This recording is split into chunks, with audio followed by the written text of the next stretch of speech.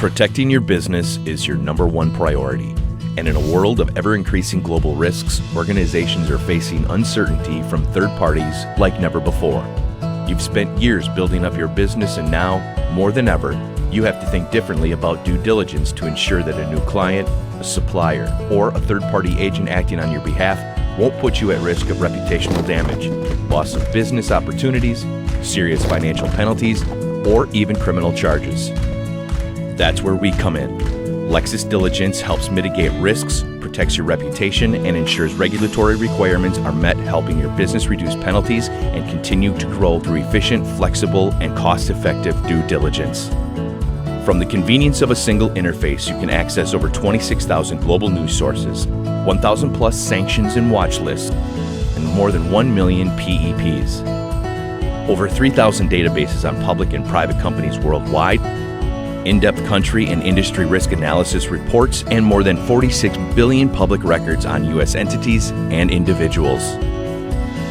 Lexis Diligence empowers your due diligence process, allowing you to set up alerts for ongoing monitoring of critical third parties and to generate auditable due diligence reports to mitigate supplier and anti-bribery and corruption compliance risk more effectively.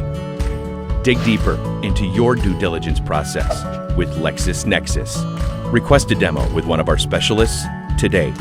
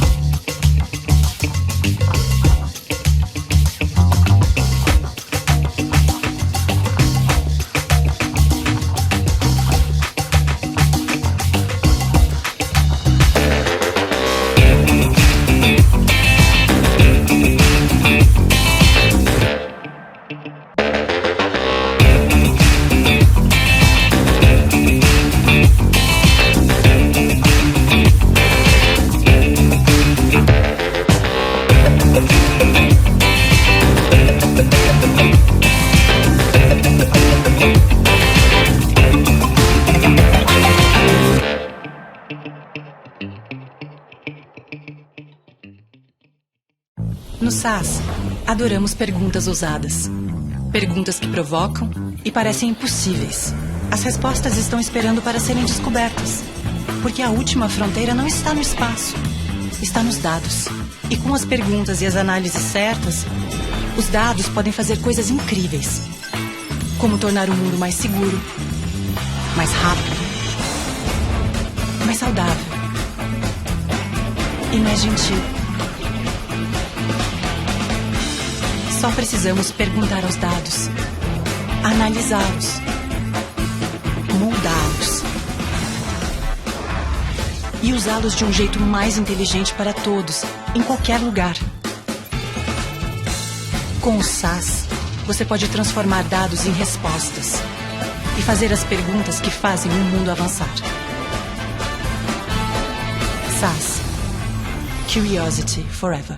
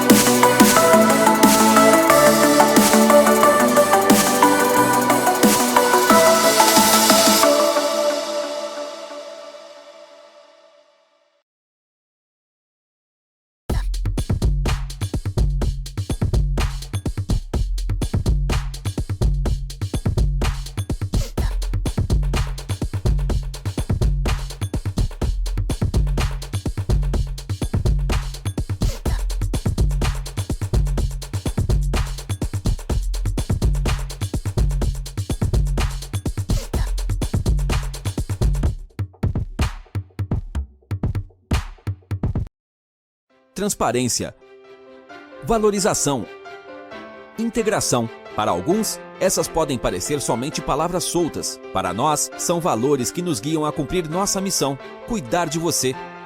Muito prazer, nós somos a Unimed FESP. Hoje são cerca de 500 mil beneficiários. Mais de 700 colaboradores prontos para te atender. Unimed FESP, cuidar de você, esse é o plano.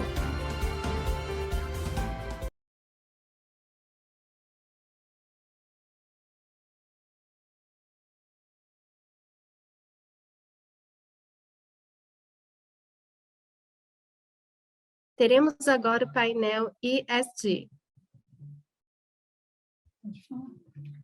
Para coordenar as atividades da mesa de trabalhos e também apresentar o mini currículo dos palestrantes, convidamos a doutora Karine Eslar, parceira do escritório Jacó Coelho Advogados, presidente do MILA, Movimento por la Integridade em Latinoamérica, estratégia do CWC, Compliance Women Committee Latam, possui formação como DPO pela Escola Trádio, certificado em Ética e Compliance pelo SEMA, Universidade del SEMA, Buenos Aires, possui curso de interpretação das normas ISO 19600 e 37001 pelo Bureau Veritas e curso em Ética e Compliance pelo INSPER.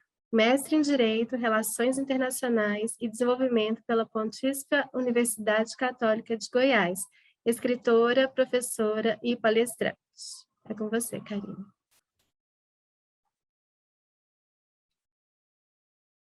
Obrigada, Isa. Obrigada, Márcio, pelo painel anterior. Fiquei aqui pensando mil coisas sobre prevenção à lavagem de dinheiro e depois eu vou trocar muitas figurinhas com vocês. Amei a palestra dos meninos. Você fez isso de propósito, né, Márcio? Só porque o painel anterior, o último, foi só de mulheres, aí esse foi só de meninos, né? Tudo bem, pode deixar na próxima. Exatamente isso. Não queria falar nada não, mas foi. Brincadeira, coincidência. Bom, pessoal, então, para estar conosco nessa tarde e falar sobre um tema pujante, riquíssimo e maravilhoso, da minha parte eu considero como um tema maravilhoso, gosto muito desse tema, eu vou chamar nada mais, nada menos que doutora Juliana Oliveira Nascimento. A doutora Juliana Oliveira Nascimento é cofundadora do CWC, Compliance Women Committee, é Risk Advisory Manager na KPMG, é advogada com formação em LLM na Strabes-Hochschule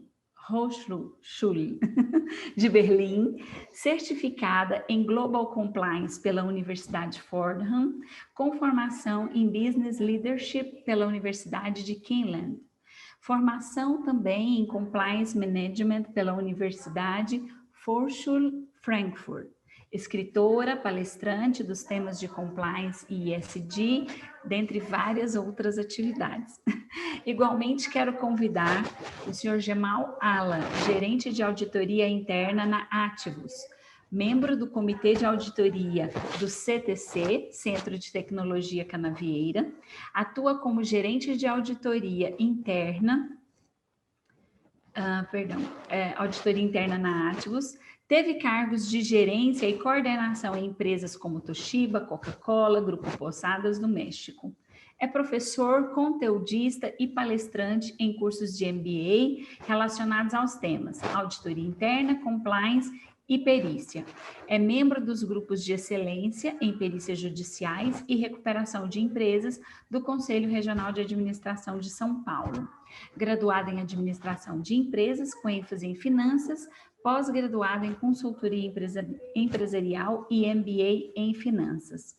Bom, pessoal, a gente já viu que a palestra de hoje vai ser fantástica e eu quero começar então com uma provocação à doutora Juliana Nascimento, perguntando a ela qual é a importância do marco regulatório em ESG e como se encontra no Brasil e no contexto global essa nova realidade. Doutora Juliana. Obrigada, Karine. Agradeço aí a todos a participação. Mais uma vez, é uma honra estar aqui, compartilhando o painel com você, Karine, com o Gemal também. Sobre esse tema, é um tema que todos sabem que é um tema que eu tenho muito apreço em fazer e atuar, e eu quero falar alguns pontos importantes aqui sobre essa perspectiva, principalmente aí do contexto, como você mencionou, regulatório. E para chegar nesse contexto, eu queria aí conversar um pouco nesse sentido sobre alguns pontos de reflexão que o tema traz para o dia de hoje, começando até pela própria visão do próprio Fórum Econômico Mundial. O chefe do Fórum Econômico Mundial já declarou, ele até menciona no seguinte sentido: a pandemia representa uma rara, mas estreita janela de oportunidade para refletir e reimaginar e redefinir o nosso mundo, para criar um futuro mais saudável, justo e próspero. Nesse contexto que nós estamos aqui vivendo, a visão agora do capitalismo que o Fórum Econômico Mundial falou, de um capitalismo de stakeholder voltado aí para todas as organizações. E esse capitalismo de stakeholder vai estar muito alinhado à visão agora de sustentabilidade, que o John Acton, que é o pai da sustentabilidade, trouxe e que tem falado muito, que é do capitalismo regenerativo. E aí eu vou falar um pouco mais à frente aí do Cisne Verde. O que nós vemos diante disso é a manifestação global de que esse tema é um tema premente que necessita de um olhar de todos, governo, sociedade, organizações público e privadas. Então, eu tenho aqui uma preocupação sobre toda a visão e todo o contexto e o panorama que se apresenta. O Lawrence Smith, que é um geocientista americano muito conhecido, ele já tinha falado muito, ele tem um livro chamado Mundo em 2050, sobre a existência de 4 forças globais: a demografia, a demanda de recursos naturais, a globalização e as mudanças climáticas como pontos importantes na interligação para moldar o futuro do planeta. E isso tem uma relação com várias questões que têm se apresentado, como o Acordo de Paris, que fala das mudanças climáticas, que foi a discussão na cúpula do clima, mas o principal ponto que esse movimento tem fortalecido todo o contexto regulatório sobre os aspectos de importância do contexto ambiental, social e de governança. Nesse sentido, o próprio Fórum Econômico Mundial fortalece esta posição através do white paper, que foi emitido, inclusive, com o apoio das 4 Big Fours, no caso, a KPMG, a Deloitte, a PwC, a Ernst Young, junto com o Bank of America, com as diretrizes globais, com base nos Objetivos de Desenvolvimento Sustentável da ONU, tendo como ponto principal 4 pilares: a governança, pessoas, planeta e prosperidade. E aqui um ponto importante para dizer que, dentre os pilares, né, de pessoas, planeta e prosperidade, voltado aqui à geração de riqueza, bem-estar financeiro, a parte de todos os impostos, desenvolvimento, planeta que diz todos os impactos ambientais, o pilar pessoas, a preocupação com as pessoas, com os funcionários, com direitos humanos, tem uma relação muito forte com o pilar total geral de governança, com métricas que vão ter uma relação com estratégia, responsabilidade da companhia, diretrizes, comportamento ético, anticorrupção como um todo, bem como a visão de toda a gestão. E o que a gente observa agora com esse movimento? Nós observamos um movimento em que, qual a estratégia que eu tenho dentro da minha organização, qual a visão que eu quero ter de mercado, porque há um movimento global de diversos países se comprometendo com as questões ambientais, de emissão zero de carbono, inclusive com data, né? A França até 2050, eu tenho a Coreia do Sul também até 2050, eu tenho o Japão nessa mesma data, eu tenho a Suíça, entre outros ali, países se comprometendo. E quando eles se comprometem como Estado e as organizações que fazem parte deles também, porque afinal passa a ser política de Estado nesse sentido. E aí, quais os pontos que eu quero, né, chegar? O ponto principal aqui é que dentro desses avanços eu vou precisar refletir dos setores. Como que os setores eles vão atuar dentro dessas frentes mudando um pouco a visão das estratégias, a estratégia de o ESG, os aspectos ambientais, sociais e de governança, para alguns setores, eles tinham muito mais força no ambiental em detrimento de outros. E assim por diante, muito embora os 3 assuntos, eles já existissem há muito tempo. Então, esse ponto é importante aqui enfatizar. Afinal, não se fala de sustentabilidade desde agora, não se fala das questões de direitos humanos desde agora. Nós temos a Declaração Universal de Direitos Humanos, que existe há muitos e muitos anos. Nós temos os aspectos de governança corporativa, que também consolidado aí há muito tempo com essa discussão de aprimoramento e maturidade por parte aí das organizações. E o principal ponto, eu quero criar tudo isso para a perenidade das organizações, mas a sustentabilidade deve estar alinhada e integrada a uma inovação de valor. As pessoas estão observando agora, e dentro dessa perspectiva, as novas gerações, como que as organizações se comportam para gerar valor, né? Então, esse é um ponto importante. Não se observa agora, as novas gerações deixam de comprar certas coisas para poder, porque elas muitas vezes não compactuam com certos posicionamentos de algumas marcas ou mesmo de alguns produtos, por exemplo. E trazendo mais um ponto do Fórum Econômico Mundial, quando nós olhamos os riscos globais de impacto, em 2020, na pesquisa do Fórum Econômico Mundial, os top 10 dos riscos para os próximos 10 anos seriam principalmente riscos relacionados às questões ambientais. Então, esses aspectos eram o que mais preocupava.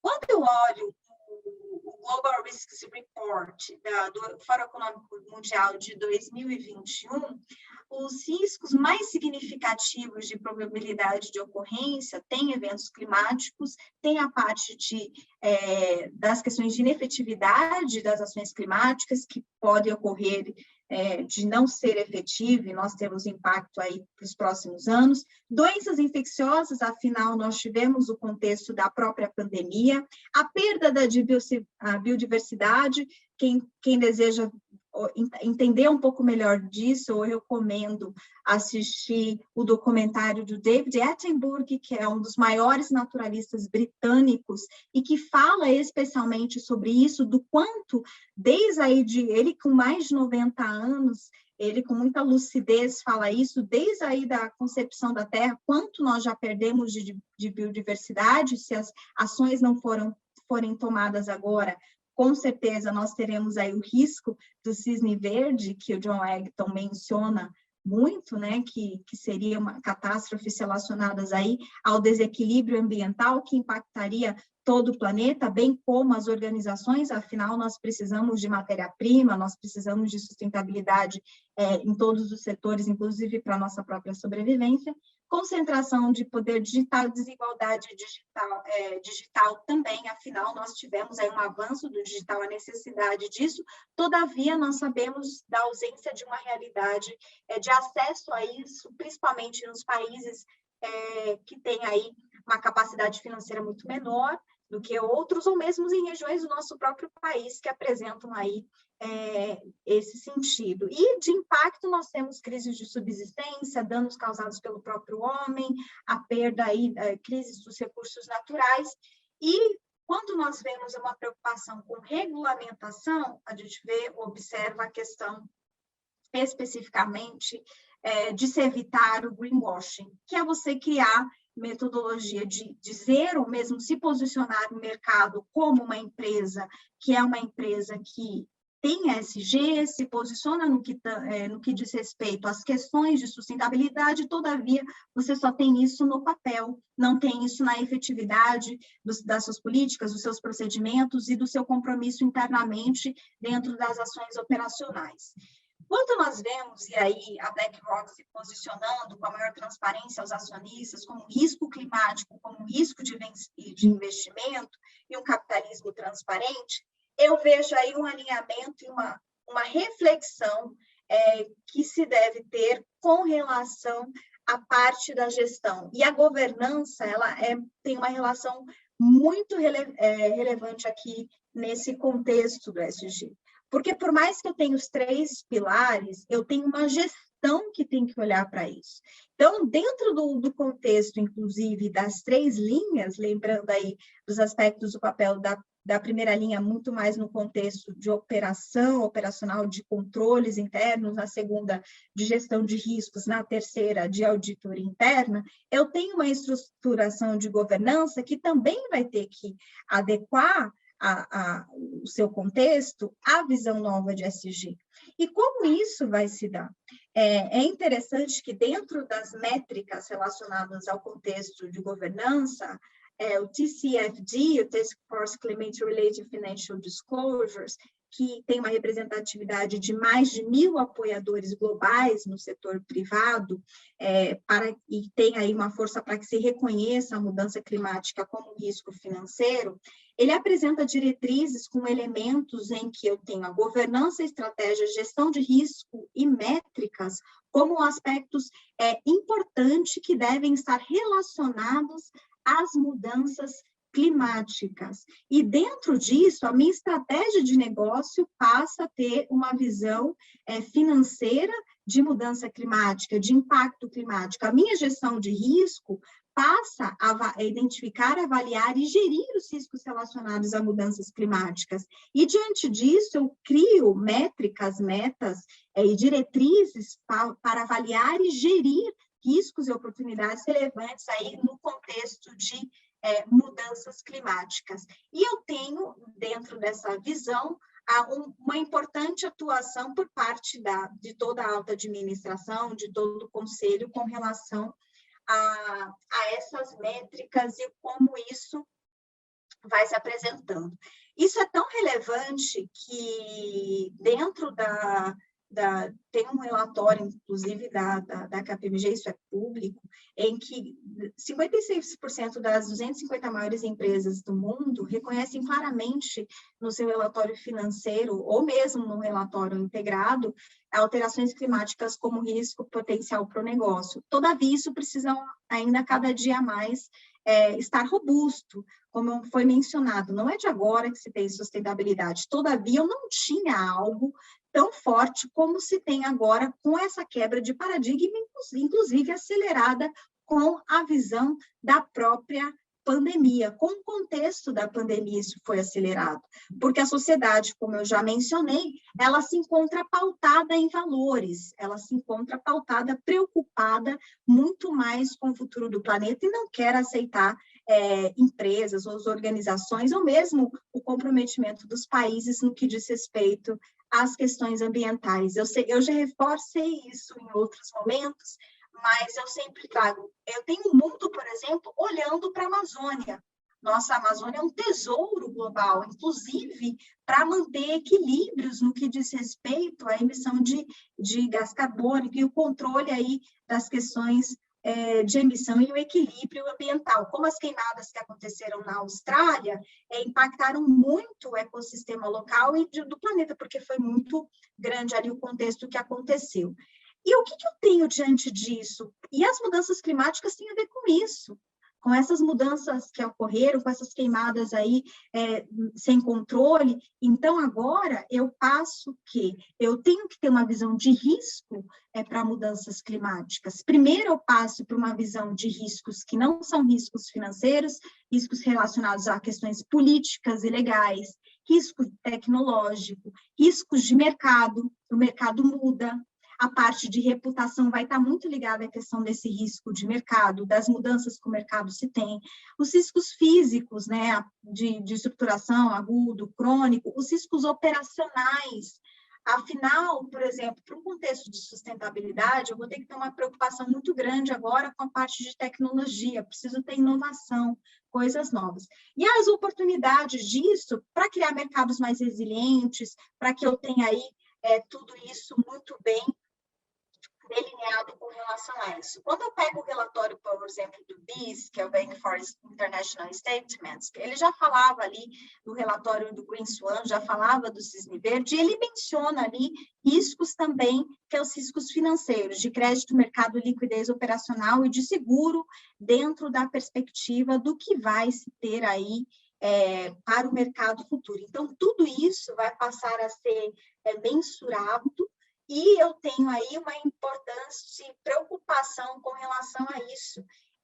E eu observo agora o movimento global da regulamentação do ESG, não passando somente de boas práticas, mas passando a ser algo que vai ter um contexto regulatório forte para a efetividade, porque o que quer se evitar é o greenwashing. O próprio Banco Central apresentou a consulta pública 85 com o que dispõe da inclusão climática no arcabouço regulatório brasileiro, na perspectiva do ESG, com a tríade ambiental, social e climática, que é como eles denominam dentro da consulta pública, recomendando e relacionando os riscos, né, relacionados a esses pontos, com relação aos aspectos financeiros, né, os ambientais, a atividade irregular, criminosa, poluição, exercício irregular ou criminoso da mineração, degradação do meio ambiente como um todo, lembrando que nós já tínhamos o direito ambiental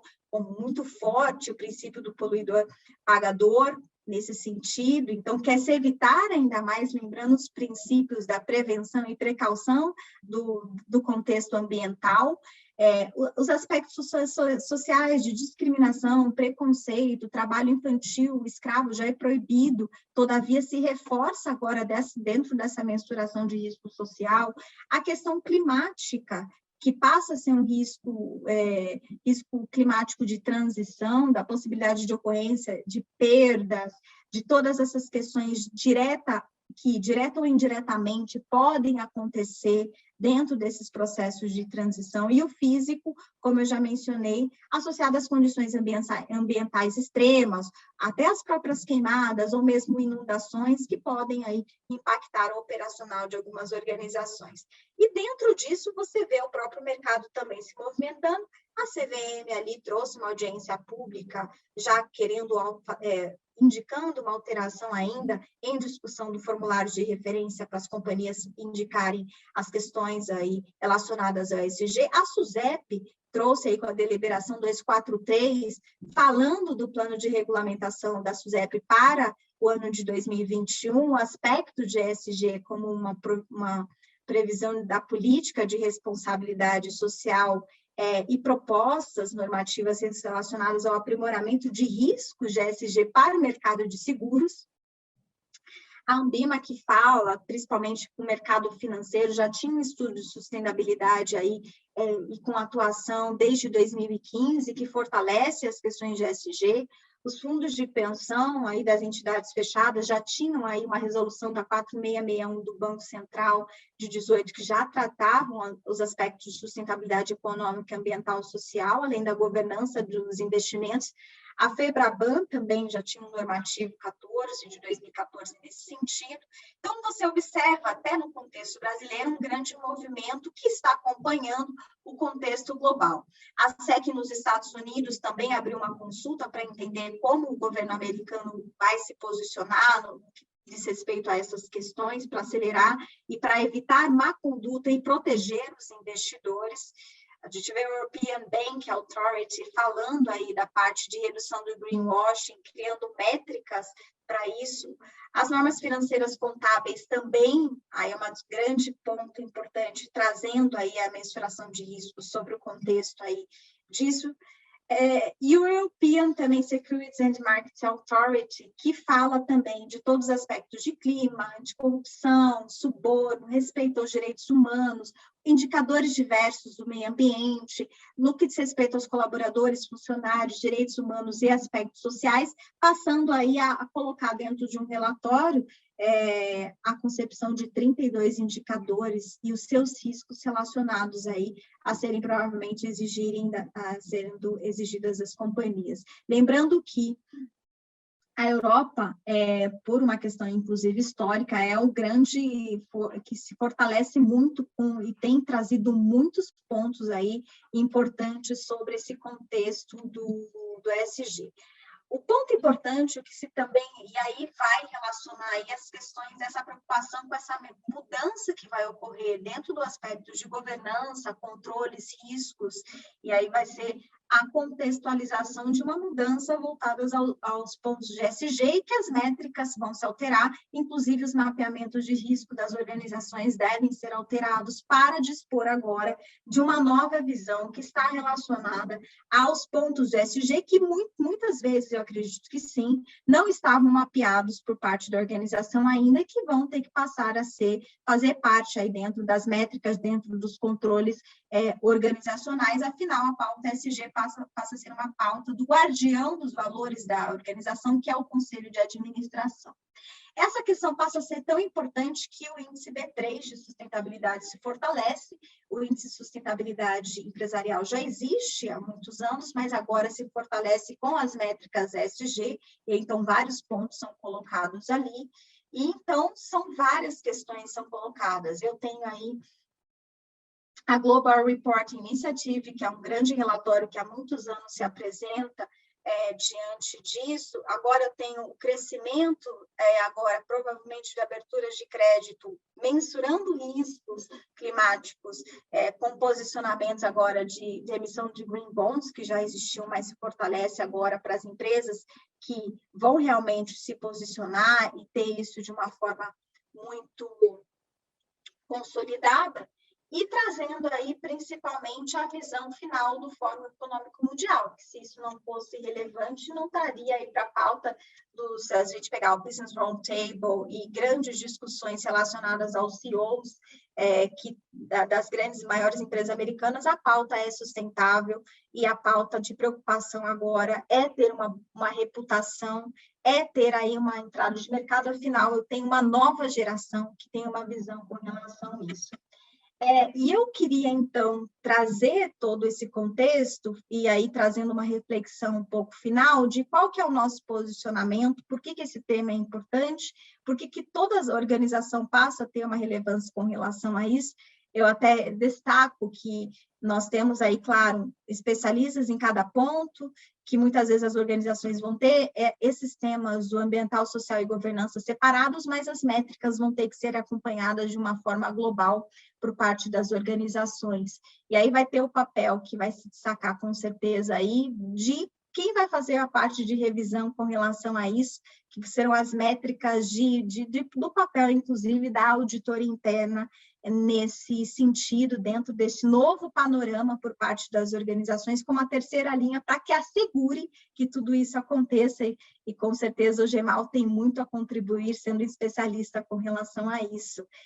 E eu fecho, então, com uma frase importante do Hans Jonas, que é um filósofo alemão, e eu estudei ele há muitos anos, e ele fala o seguinte, ele fala do princípio responsabilidade, e ele fala sobre uma questão importante que a responsabilidade seria o alicerce ético do agir humano, visto que o agir impensado poderia colocar em risco a continuidade do planeta como um todo. Então, nós temos um princípio responsabilidade frente às ações e diretrizes do ESG, que nós precisamos refletir para a perenidade das organizações e do próprio planeta.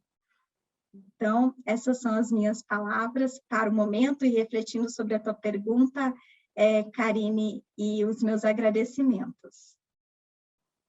Obrigada, Juliana, pelas suas explanações, pelas suas considerações, esclarecimentos. Foi muito enriquecedor, né?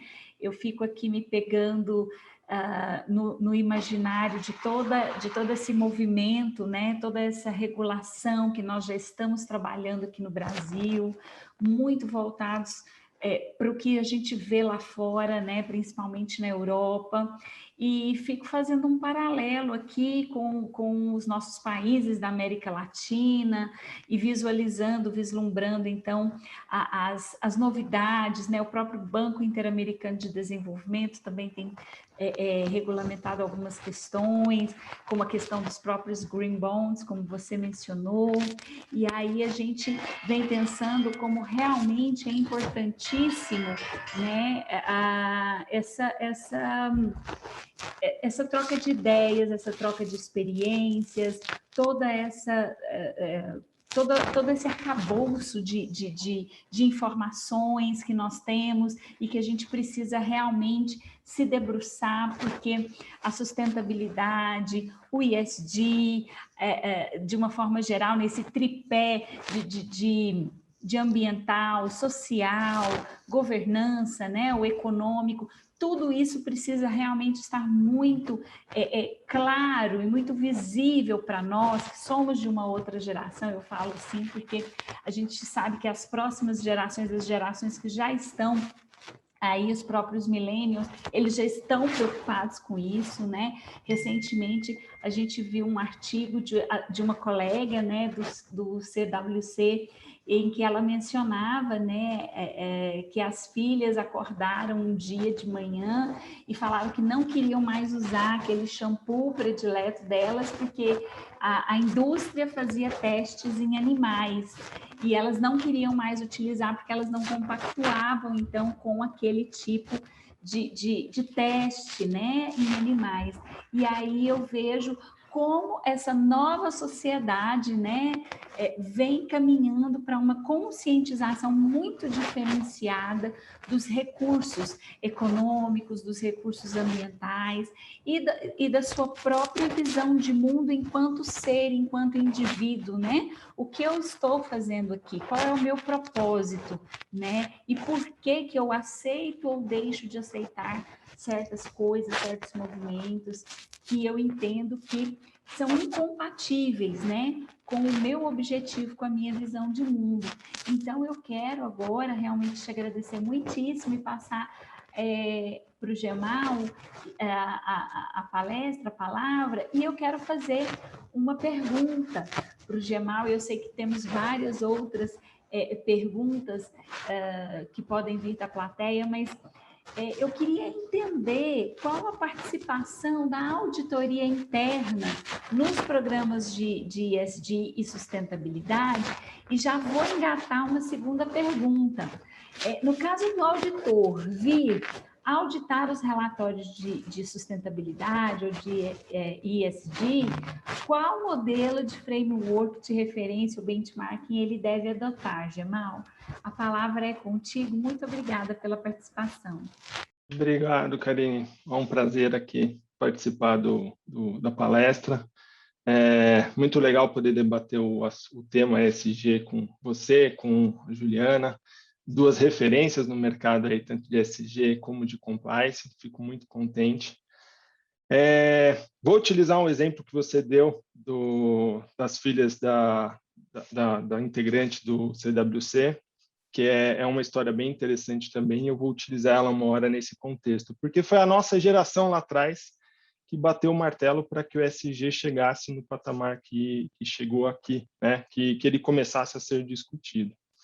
Agradeço a Juliana aí pela introdução aí do tema de auditoria interna, bem bacana.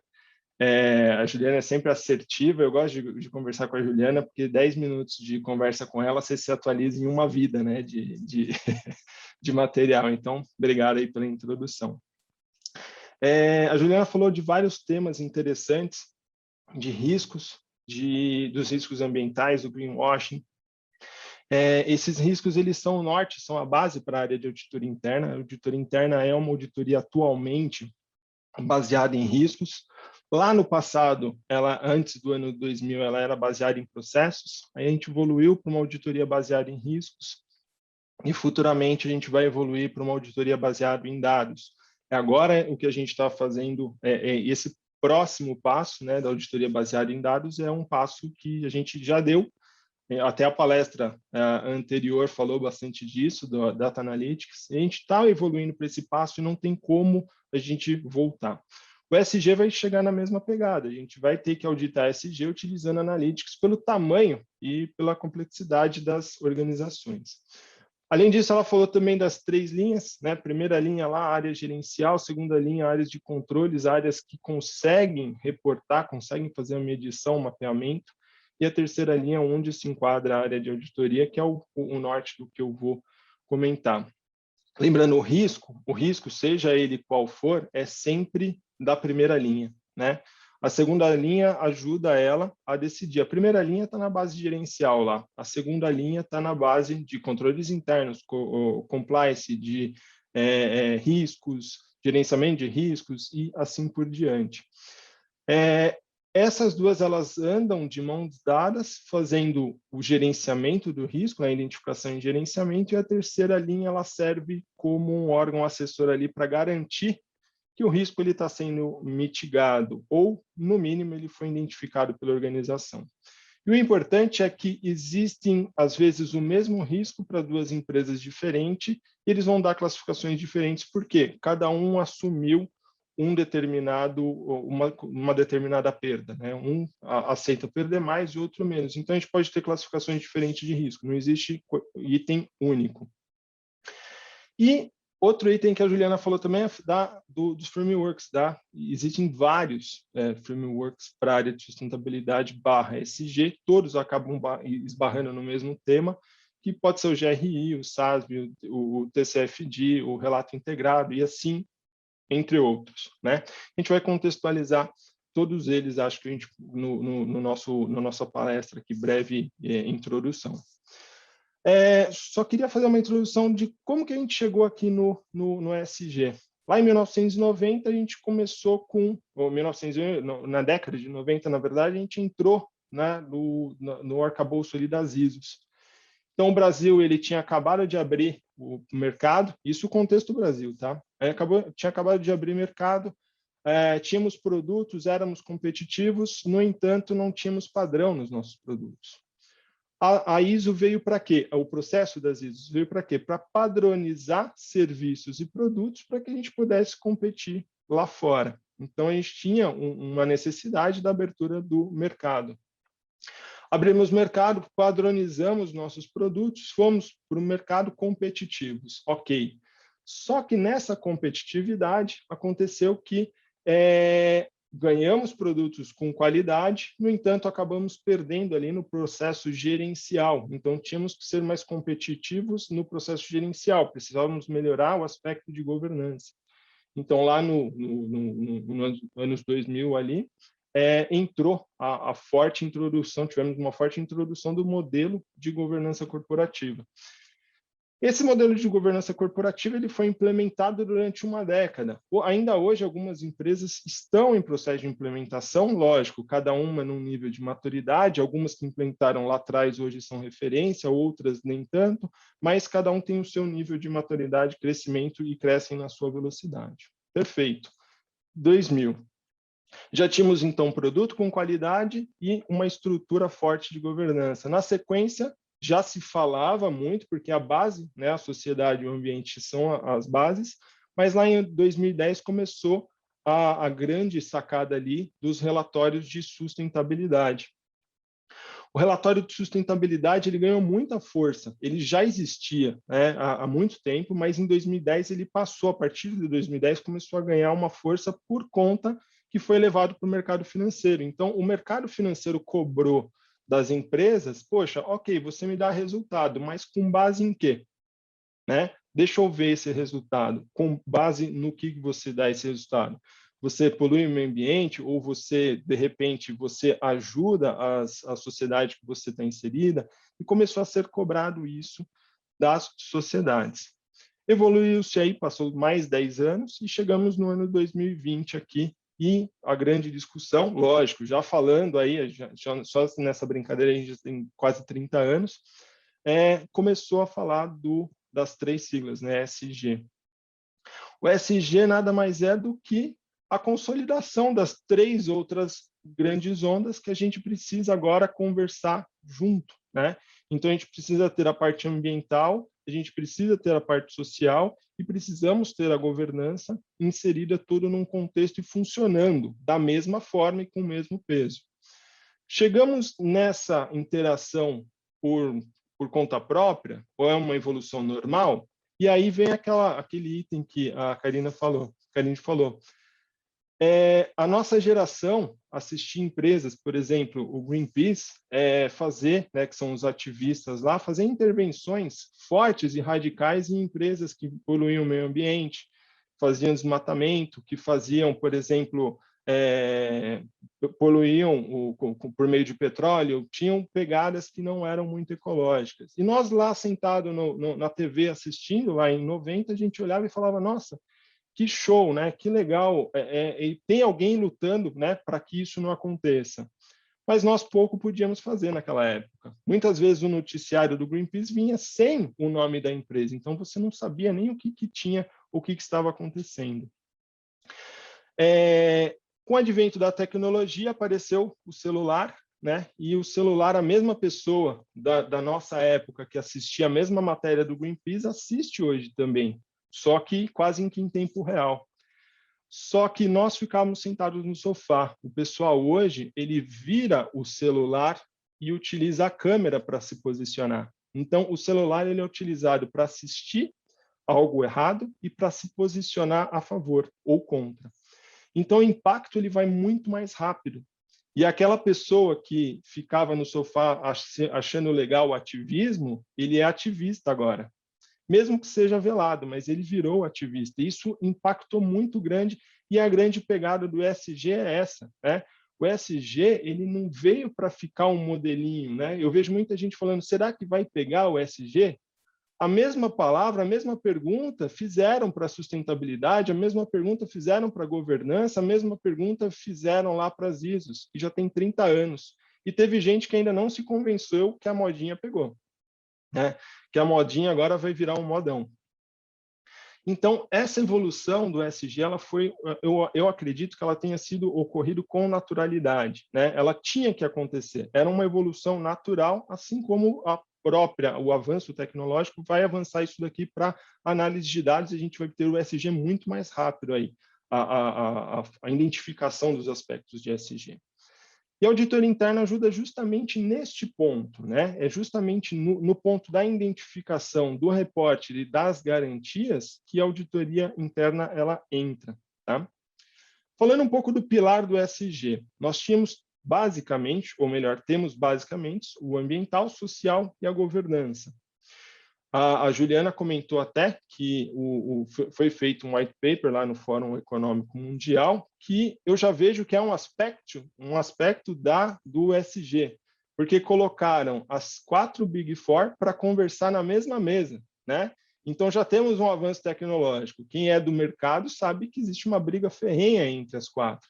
E as 4 tiveram que se alinhar, sentar e falar, opa, qual métrica que a gente vai adotar? Por que elas fizeram isso? Nós temos vários frameworks, cada framework ele é utilizado para definir ou para responder uma pergunta, né, específica. Um tem um apelo mais financeiro, um tem um apelo mais ambiental, um tem um escopo mais aberto, e um serve para só servir de referência do que divulgar. E as bigs foram lá e falaram assim, não, precisamos divulgar as informações, e elas contextualizaram, elas dividiram o que elas iam divulgar. E dividiram os 3 pilares em 4 vertentes, né? Sendo que elas podem se repetir em cada pilar, que é governança, planeta, pessoas e a prosperidade. O que ele vai fazer ali para o futuro, né?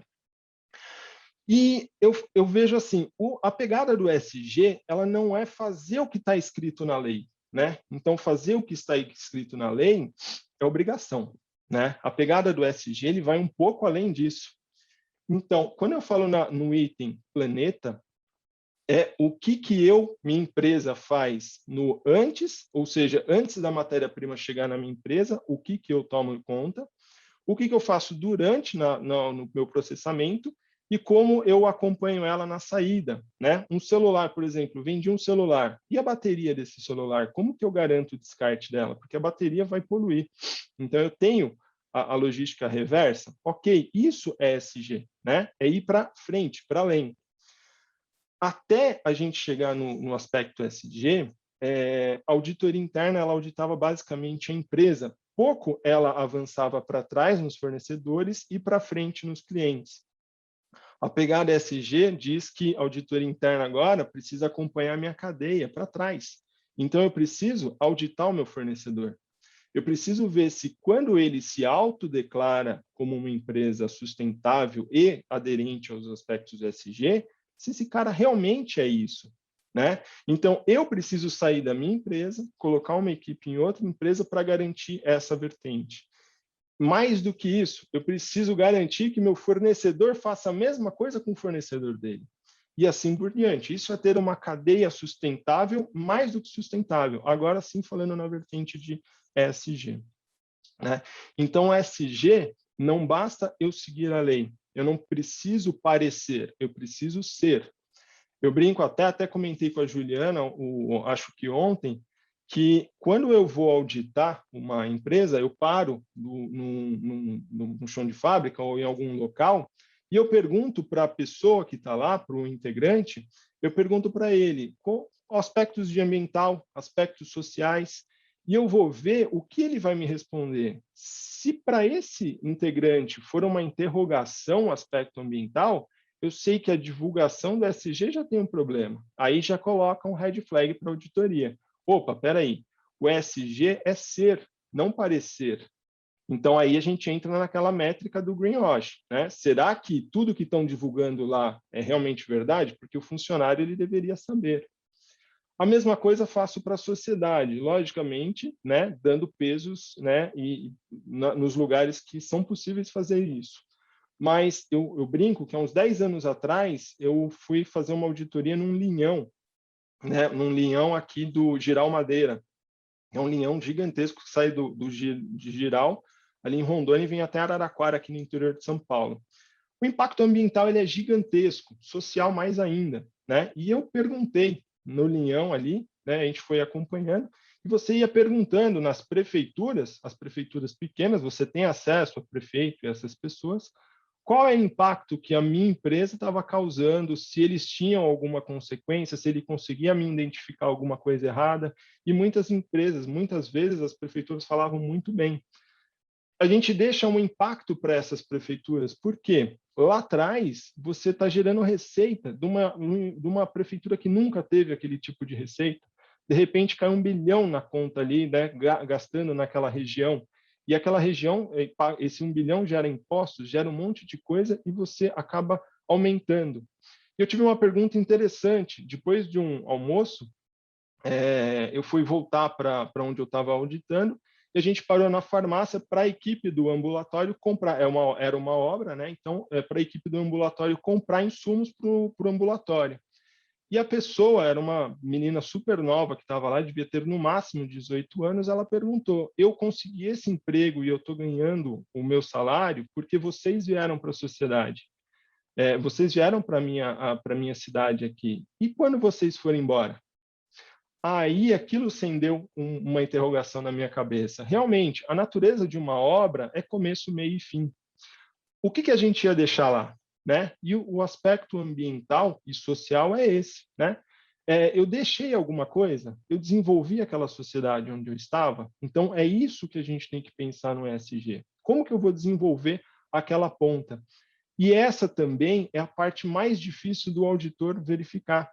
Porque eu estou desenvolvendo, eu fiz um movimento de desenvolvimento, ou eu fiz uma doação, ou eu, de repente, fui lá e realmente fiz um movimento de treinamento para acelerar o ganho daquela entidade, daquela sociedade. Como que o meu auditor vai medir isso? Mais do que isso, quando a gente fala em relatórios, a gente fala de comparativos. Como que eu comparo duas empresas que fizeram o mesmo investimento? Um exemplo, se eu investir $1 milhão numa sociedade carente aqui no Brasil, e fizer o mesmo investimento de $1 milhão numa sociedade carente na Alemanha, qual o impacto social que eu tenho nas duas? Né?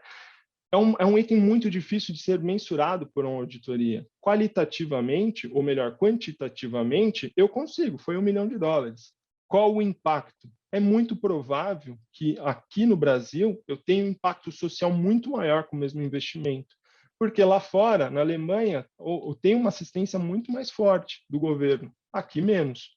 Então, são itens que talvez a gente nunca consiga realmente comparar. No entanto, existe uma métrica global desse white paper tentando colocar o mínimo que a gente tem que comparar, o mínimo, né?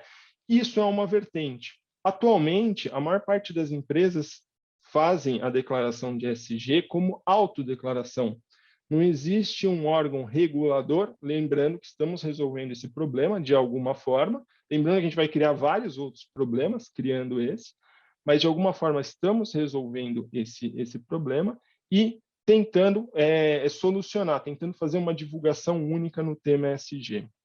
Isso vai responder parte do nosso problema, que é aquele item de ter várias métricas. Temos que ter uma métrica única, mas lembrando que vamos ter que adaptar para vários contextos, vários cenários. E é legal, então, essa visão, né? Porque o ESG ele veio porque a voz lá da pessoa que estava calada, sentada no sofá, ela agora passou a fazer um ativismo também, e ela só consome de uma empresa que for sustentável, de uma empresa que tenha responsabilidade social. Então, quem que implementou realmente o ESG? Quem que trouxe isso para a pauta? Foi nos clientes. A decisão é deles, eles que viram valor nisso. E eles compram de empresas que conseguem comprovar que eles são sustentáveis ou que eles são aderentes a um programa robusto de ESG. Da mesma forma que você se autodeclara o aderente ao ESG, você pode se autodestruir se você não for, isso for comprovado pelo greenwash. A mesma velocidade que você ganha marketing com ESG, você pode perder toda a sua reputação. E é mais fácil cair do que subir, né? Então, o esforço para te derrubarem é mais fácil do que para te levantarem. Então, basicamente, no contexto ESG, são esses itens que a gente tem que ponderar.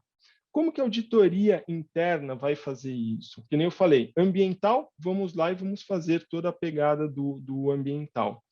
Qual framework que eu vou utilizar? Que foi uma das perguntas que a Karine me fez. É difícil entender qual framework seria o modelo ideal. Vamos partir pela premissa que a empresa adotou o GRI. Quando eu for fazer auditoria interna, eu vou utilizar o GRI e, atualmente, vou tentar utilizar o white paper para saber se, mesmo utilizando o GRI, eu estou respondendo todas as perguntas que o white paper está me direcionando, até eu ter um processo de regulamentação. Quando eu tiver um processo de regulamentação, que eu tiver como ser medido, aí sim eu passo a utilizar uma métrica diferente. No entanto, eu sempre vou adotar um modelo que a empresa escolheu, aí cabe ao auditor também perguntar ou questionar para a companhia, você escolheu o GRI, prós e contras. Por que não escolheu o SASB, que tinha prós e contras? Se você quer responder X pergunta, deveria ter escolhido outro modelo. Cabe isso também à auditoria interna, fazer esse tipo de questionamento. Lembrando que aqui a gente falou de posicionamento de marca, a gente falou de escolha de qual sistema de divulgação eu vou escolher, que são decisões gerenciais. Se o auditor está definindo e contestando essas decisões gerenciais, a gente saiu daquela auditoria de processo, saiu de auditoria de riscos e passou a auditar a gestão. Então, é mais um pulo que a auditoria dá nesse sentido. Porque a auditoria está visualizando o risco. Quando ela identificar que a companhia está divulgando um framework, no entanto, está tentando responder a pergunta que o outro framework iria responder, ela tem que alertar. E aí, a alertar que eu falo é a alta administração. Então, é nesse sentido que a gente se posiciona como auditoria. Aí eu venho para a vertente da auditoria. Falamos na vertente do ESG. O que é o ESG e quais os pilares dele, como que ele se posiciona. Aí eu venho no pilar da auditoria. O que é auditoria? Auditoria interna. Auditoria interna é uma função ou é uma atividade, certo? Independente. Ela tem que ser independente, ela tem que ser objetiva, que se baseia em riscos. Então, essa é a definição de auditoria interna.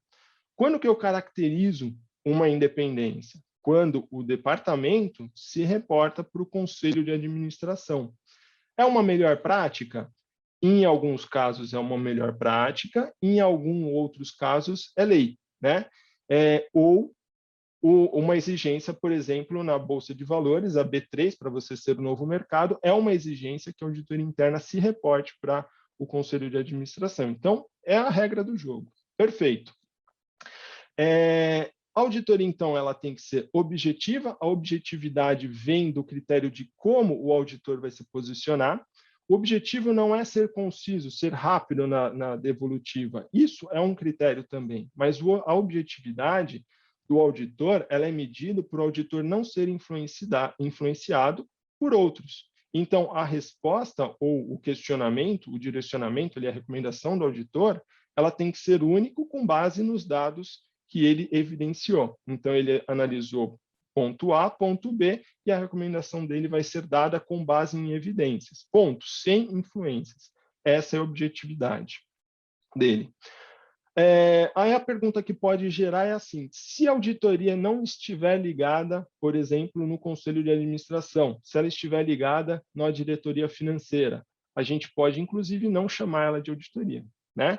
Chamar de área de fiscalização, de área de reporte, porque ela está ligada à segunda linha de defesa. Então, ela não assume o papel da terceira linha. Essa é a importância, né, de você refazer o reporte ali para a terceira. Lembrando, eu falei que a auditoria, ela passou, ou passa, a auditoria interna passa a auditar aspectos de gestão. Para que ela não sofra retaliação por questionar esse tipo de tomada de decisão, é essencial que ela tenha um reporte direto para o Conselho de Administração, porque senão ela pode sofrer retaliação no meio do caminho. Ela está questionando o porquê a gestão tomou determinada atitude. Para ela não sofrer retaliação, é importante ela estar bem posicionada. Bom, chegamos lá no todo o contexto. A auditoria, ela está bem posicionada. Eu medi todos os frameworks, né? Entendo o framework que eu tenho que ser utilizado. Comparei com a base lá do white paper que é utilizada, é uma base futura a ser utilizada no mercado, ou com algum outro tipo que venha substituir. Qual que é o papel da auditoria interna? Fazer um checklist, não se limitando a ele, e questionando se esses pontos do checklist estão sendo atendidos. Ponto. Não. Ficando interno da companhia, ficando essa informação está ok ou não está ok, ficando interno da companhia, a auditoria interna pode não gerar o valor que a companhia espera. Então, ela precisa garantir para o conselho de administração que a empresa realmente é ESG, que ela não está correndo o risco de ser enquadrada num greenwashing, e fazer essa divulgação para o mercado. Porque a auditoria interna ela pode ser mais um órgão, né, de divulgação, né, de garantia para o mercado. Se eu for, como que eu divulgo hoje para o mercado se eu sou ou não ESG? Eu posso, no máximo, fazer uma autodeclaração, posso chamar uma empresa para fazer um processo de certificação, se eu estou aderente aos frameworks que eu estou falando que eu sou aderente, ela vai me dar um falso positivo ali, né? Porque ela nunca vai falar é aderente, ela vai falar, a empresa que você contrata, ela vai falar, não identifiquei nada que desabone o apontamento que a empresa está fazendo. Por quê? Ela não consegue auditar de forma qualitativa, né? Quantitativa, desculpa. Elas são aspectos qualitativos, então ela não consegue olhar o 0 e 1 ali, né? Não é um processo binário. Fica também delimitado que, quando você contrata um terceiro, ele tem uma data para entrar e uma data para sair. E a gente sabe, quando a gente contrata uma auditoria ali, para auditoria que eu falo, uma certificadora, a casa vai ser arrumada, né? Quando eles entrarem, a casa vai estar bonita para o processo de certificação, a sala vai estar arrumada, tudo. E quando ela sair, será que a sala continua arrumada? Quem que pode dar essa garantia? A auditoria interna. A auditoria interna mora na mesma casa. Ela vai falar, poxa, aquele aspecto não está arrumado aqui, foi certificado, mas a gente tem que manter dessa forma, tem que manter esse padrão, sempre assessorando a alta administração ali nos pontos fortes e pontos fracos. E no processo de divulgação? No processo de divulgação dos resultados de auditoria ou dos testes de auditoria, eu proponho 3 soluções. Uma, que seria incorporar os testes de ESG no plano anual de auditoria. Então, eu pego o plano anual, coloco os riscos de ESG nesse plano, realizo os testes e divulgo para o mercado ou para os administradores, junto com os resultados da auditoria. Nesse modelo, eu tenho uma baixa eficiência, porque eu não segreguei o que é ponto operacional e o que é ponto de ESG. No entanto, eu dou um conforto ali para os administradores e stakeholders que a empresa cumpre com algum tipo de modelo de ESG. A segunda proposta é colocar os mesmos testes de ESG no plano anual e ter um relatório específico. Como que funcionaria isso? A auditoria interna vai fazer o trabalho de auditoria no mercado, vai fazer a medição, né? Quando tiver o plano anual todo elaborado, todo finalizado, os testes concluídos, vai ser separado, vai ter uma segregação. Então, testes operacionais vai para um relatório de teste operacional e testes de ESG vão para um relatório de ESG. Esse modelo ele seria utilizado em empresas que estão num processo intermediário de implantação de ESG, tem um custo um pouco mais elevado, porque você precisa de uma equipe para fazer essa segregação e costurar ali as informações para poder fazer a apresentação, então ela se torna um pouco mais robusta. E o terceiro item seria um trabalho mais específico. O trabalho mais específico seria treinar e desenvolver uma equipe de auditoria interna, pode ser uma equipe ou um auditor, depende do tamanho da empresa, para que ele direcione testes específicos para os programas de ESG e faça o reporte específico também de ESG. Esse modelo já é direcionado para uma empresa maior, mais robusta, que tenha um modelo já de ESG e de sustentabilidade implantado e que possa sofrer uma auditoria, né? Lembrando que os 3 itens eles vão dar o conforto para a alta administração em tempos diferentes. Uma no começo da implantação, uma com o modelo já andando e uma com o modelo mais consolidado.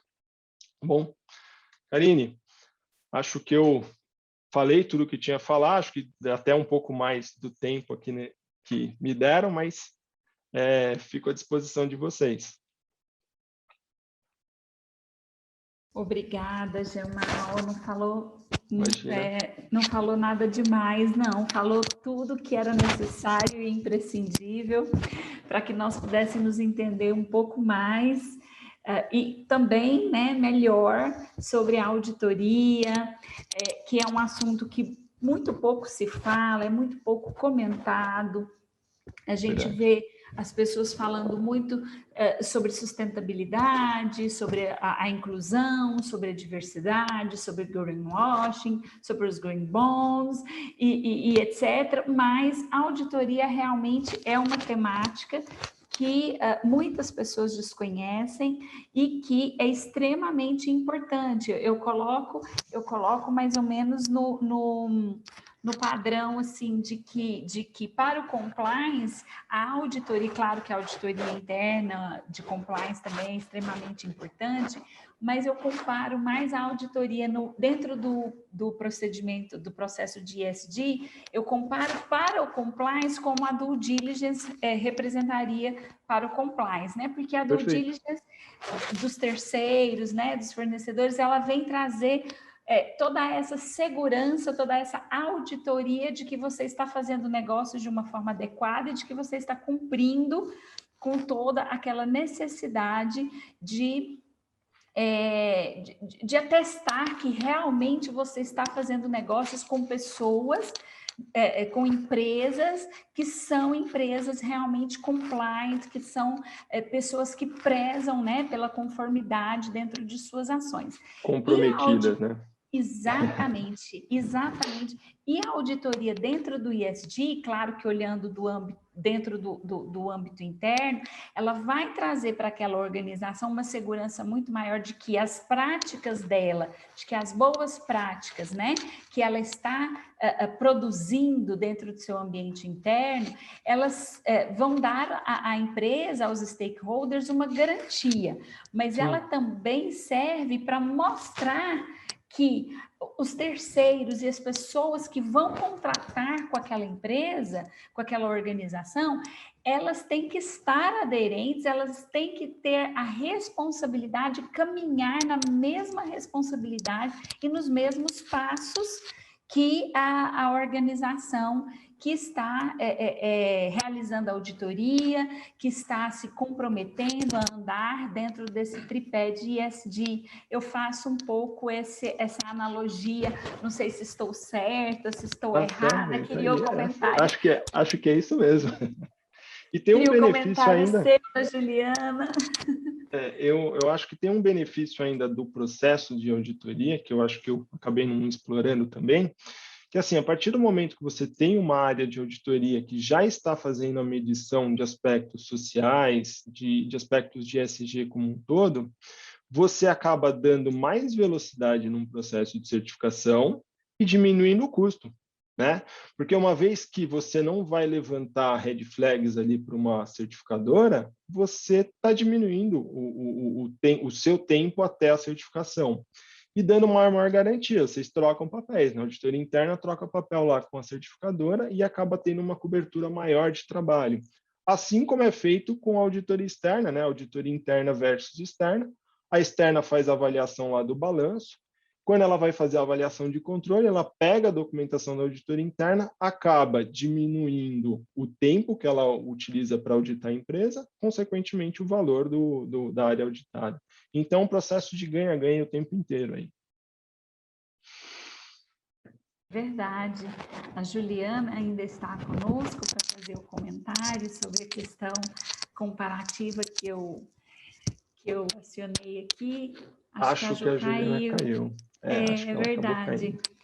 E Gemal, me conta um pouquinho mais. A Juliana está voltando, mas só comenta comigo um pouquinho. A Ju falou que esse processo todo da pandemia acelerou tudo isso, né? Eu vejo também dessa forma, mas eu sinto que desde quando nós tivemos aqueles acidentes ou incidentes, se podemos dizer assim, com as barragens, né? Houve, claro, ali você mencionou que há um impacto, né? Quando a gente trabalha o ESG, a gente tem que verificar a questão dos impactos, né? O impacto ambiental, o impacto social, e ali ficou muito claro, né? Que houve impacto em todas as três frentes, né? Em todo esse tripé, o ambiental, o social e também os aspectos de governança, porque houve, claro, uma verdadeira varredura e investigações e a perda reputacional da organização, né, que foi envolvida com a questão das barragens. Eu queria que vocês comentassem um pouquinho sobre isso também. Pode comentar o Gemal, que já está aberto, depois a Ju vem para comentar as duas provocações. Eu acho que a pandemia ela avançou em duas frentes, né? Primeiro que ela colocou as pessoas em casa questionando o porquê do modelo lá presencial, qual o impacto que se causa no modelo presencial também. Lógico, trabalhar em casa também tem um impacto mais social do que basicamente ambiental. No entanto, acelerou o processo de análise e botou as pessoas para refletirem sobre, ao caso de uma pandemia, né? É um vírus ali funcionando. Qual que é a minha interação com o sistema, no caso, meio ambiente, né, de onde esse vírus veio, como que é a minha interação com ele para que uma nova pandemia não aconteça? Qual deveria ser esse? Eu devo deixar ele parado ali? Devo tentar entrar? Como que funciona? Esse botou uma reflexão também.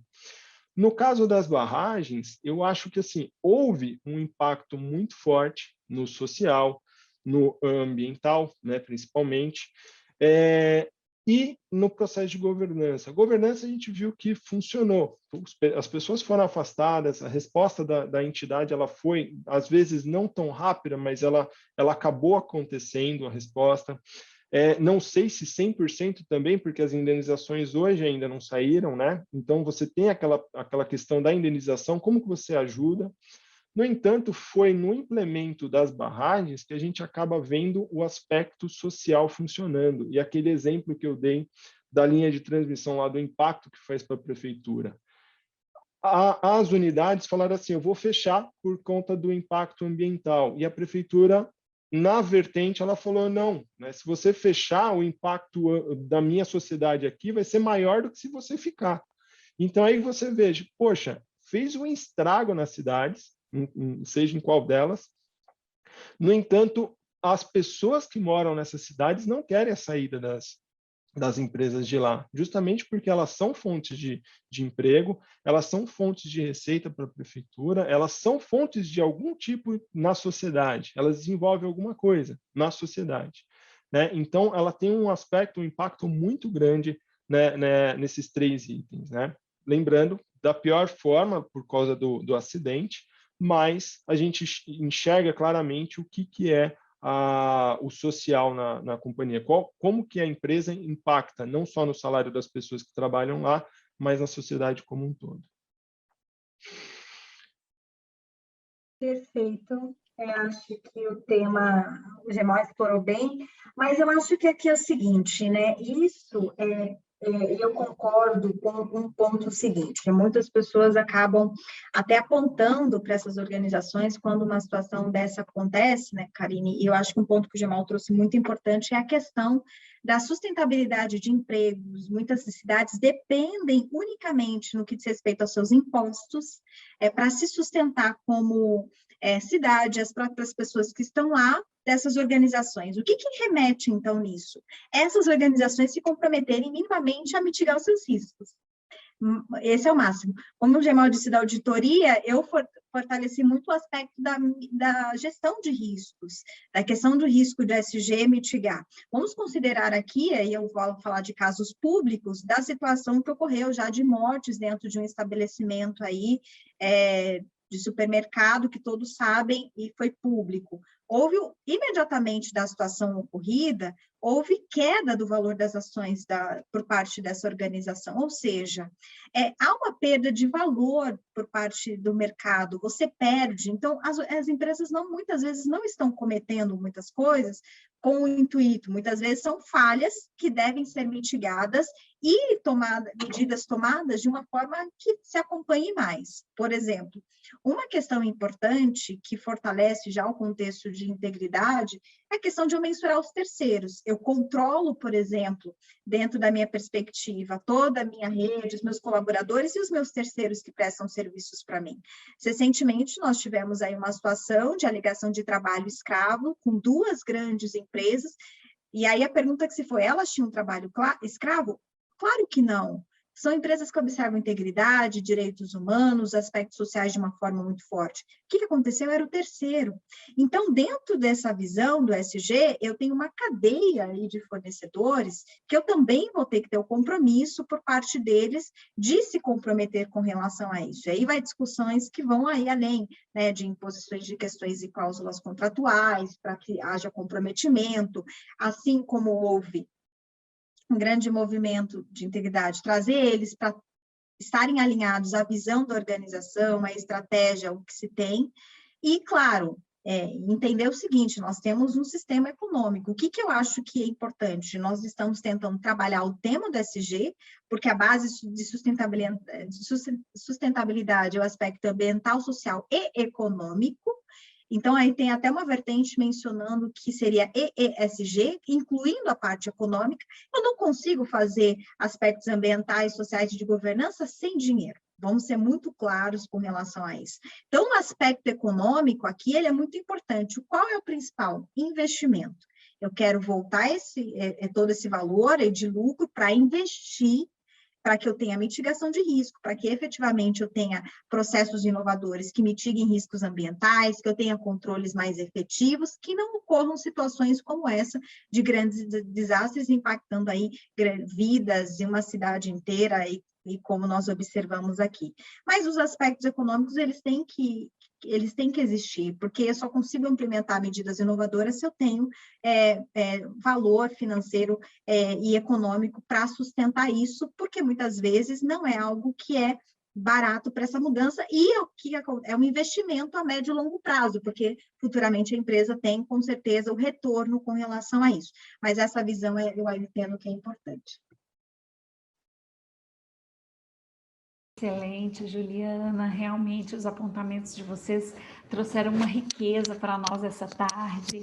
ESG é um assunto que realmente a gente se apaixona quando a gente começa a estudar, quando a gente começa a entender que toda uma organização pode fazer muito melhor do que ela já está acostumada a fazer, quando ela se preocupa com esse tripé. Eu costumo dizer isso, né? Nós sempre podemos fazer melhor, independente das condições, como a Juliana falou, representa um custo, não há dúvida. O compliance representa um custo, a adequação, a LGPD representa um custo, mas esse custo, a médio e longo prazo, o benefício que ele trará, né, não só do ponto de vista reputacional, mas também do ponto de vista do próprio prazer em você estar, em você pertencer, né, aquela sensação de pertencimento a uma organização que está envolvida com esse trabalho, né, com o trabalho social, com o trabalho sustentável. Isso é muito gostoso, é muito prazeroso. Eu tenho um modelo, né, de empresa brasileira sustentável que eu vejo que é realmente assim um modelo que a gente pode se orgulhar desse modelo, né? Quando eu morava na Argentina, por exemplo, não só pela qualidade de seus produtos, né? Mas a Natura ela é uma empresa muito bem vista e ela é muito bem quista, né? Lá na Argentina, as pessoas, principalmente as mulheres, elas gostam muito dos produtos. Elas muitas vezes deixam de comprar produtos europeus, por exemplo, que lá é muito comum, é muito normal ter, mas elas preferem o produto da Natura, porque a mulher argentina ela também é muito ligada a essa questão, né, da sustentabilidade, do social, da mulher, do empoderamento feminino. Então a gente percebe que a sociedade vem caminhando para isso, né, e para essas preocupações. E eu não diria que são preocupações adicionais, eu diria que são preocupações legítimas e que nós precisamos estar cada vez mais atentos e atentas a essas preocupações e a essas demandas sociais, porque também é uma demanda, né? Nós precisamos cuidar da nossa casa, cuidar da nossa natureza, cuidar da sustentabilidade do meio ambiente, cuidar do meio ambiente de trabalho. Eu falo muito isso também para os meus alunos, nas minhas palestras, né? Quando a gente fala de compliance, eu sempre gosto de colocar nos nossos códigos de conduta, né? O meio ambiente de trabalho. Precisa ser um meio ambiente saudável, né? Precisa ser um meio ambiente rico, em que as pessoas se sintam motivadas. E isso faz toda a diferença. É muito gostoso trabalhar dessa forma, né? Muitas pessoas já vêm aí criando esses contextos. Eu agradeço imensamente a participação de vocês, Gemal, Juliana, muito grata mesmo. Se vocês quiserem fazer mais alguma consideração, nós temos ainda 5 minutinhos, fiquem à vontade e depois eu volto para apresentar o próximo painel. Perfeito, eu faço então. Eu passo a palavra para o Gemal.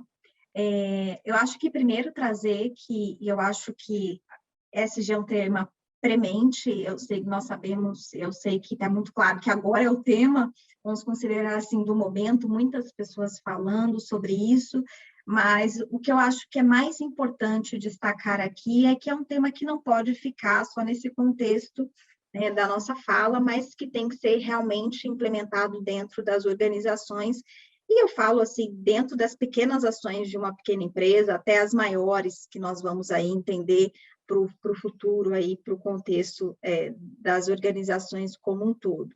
Que eu tenho que adequar minha gestão de riscos, que eu tenho que olhar para uma nova governança, que a alta administração, digo conselho, diretorias, terão que ter um olhar um pouco diferenciado, o aspecto de só ter uma visão só de lucro não é a visão dessa nova sociedade, uma sociedade pautada em valores, em princípios que são muito robustos e que se apresenta a cada dia mais. E o próprio mercado, agora eu cheguei para o mercado, para os investidores já não querem se comprometer com empresas que não tenham uma postura desta maneira. Então, a questão da reputação, que é algo intangível, imaterial, de valor, de marca, é colocada aqui dentro dessa perspectiva de reflexão, dizendo onde eu quero posicionar a minha marca, onde eu quero ali estar muito bem colocado. E isso diz respeito a todos, inclusive colaboradores, porque quando você está representando uma organização, também você tem que ali preservar a sua marca e integridade. Então, o que eu observo é um grande movimento, sim, mas o que se tem que evitar toda a questão de greenwashing, qualquer questão relacionada à não efetivação dessas iniciativas, ter aí provavelmente um caminho, uma jornada de uma regulamentação que eu acredito que seja importante para que se consolide aí muito mais do que boas práticas, mas que efetivamente se implemente tudo isso na prática para que alcance aí todos os aspectos que o ESG se propõe dentro da sua perspectiva e do panorama que ele apresenta. Gemal. Opa. Eu acredito também que o ESG ele é o tema atual, ele é um tema, que nem a gente falou aqui no painel, que ele deve ser sim explorado pelos administradores e um pouco mais, deve ser explorado com uma certa urgência. Porque que a gente está falando, numa economia de stakeholders que a gente está comentando aqui, que o ESG ele está se inserindo e ele está sendo, implementado porque a economia pede isso. Se os administradores não ficarem muito atentos, eles vão deixar de ser escolhidos. Lembrando que quem escolhe agora é o público, né? Então, se você demorar muito para mudar a sua fala, o seu discurso, o seu posicionamento, você simplesmente pode acabar correndo o risco de ficar fora do mercado, né? Lembrando que a gente não sabe o tamanho dessa economia de stakeholders, a gente sabe que ela vem acontecendo, a gente não sabe quando que ela vai se consolidar de fato e como que vai ser daqui para frente, mas é algo inevitável, já está acontecendo, né? Então, a fala aqui para os administradores, sendo o conselho de administração ou os acessórios, escutem, né, e implantem esse ESG, porque é uma onda que não veio para ficar e não é modinha. Aproveito para agradecer aqui o convite e a participação. Obrigado mais uma vez, Karine. Obrigado, Juliana. Gemal, Fico à disposição. Obrigada, Gemal, e eu gostei muito da sua fala, viu? Não é uma modinha, é um modão. Então, aqui em Goiás, nós temos o modão e nós vamos tomar o ESG também como um modão. Porque aqui o nosso modão, não sei se vocês sabem, mas é a nossa música sertaneja, raiz, né? Então, nós temos o nosso modão e agora o ESG também vai virar um modão aqui no meu Goiás. Tem que dançar conforme a música agora. Muito obrigada a vocês pelo carinho e pela participação. Eu quero agradecer a todas e todos e pedir que permaneçam conosco, porque nós vamos agora para o 6º painel e último painel do nosso congresso,